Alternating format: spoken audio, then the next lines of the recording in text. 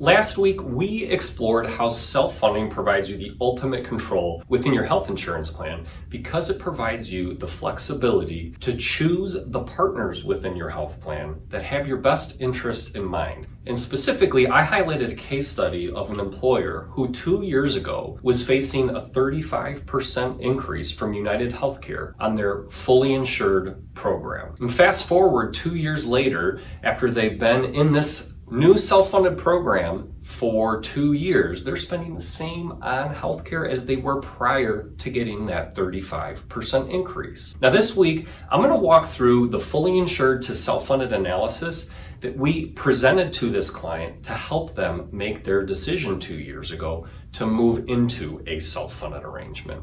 And I'm going to give you some tips and questions to ask your broker as you review your self-funded proposal from them.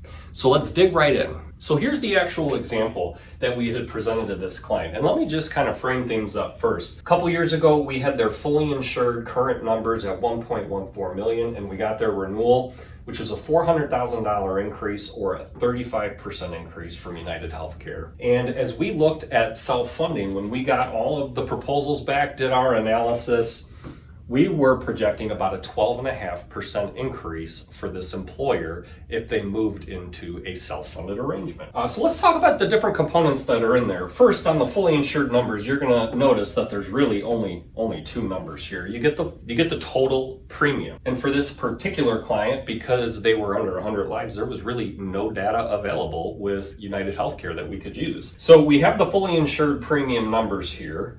And now we're comparing it to self-funded, and we're able to break out some different components. First up, which is the claims, breaking it out by medical claims and prescription drug claims. I like to look at these two numbers separately because you want to understand as an employer what kind of things that you can do to control these costs. So one of the items that we talked about with this employer specifically on claims was educating their members on Medicare options. It turns out that the original owner of this company, 93 years old, was still on the health plan. And the health plan wasn't all that cheap, and Medicare was actually a better option for him.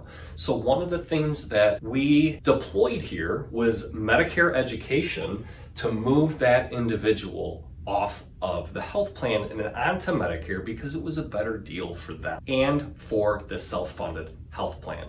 Because a 93-year-old individual is probably going to have a lot of claims. So that's one strategy you can think about as you potentially move into a self-funded arrangement. Are there any post-65 retirees on your health plan that could benefit both the health plan and them by moving to Medicare?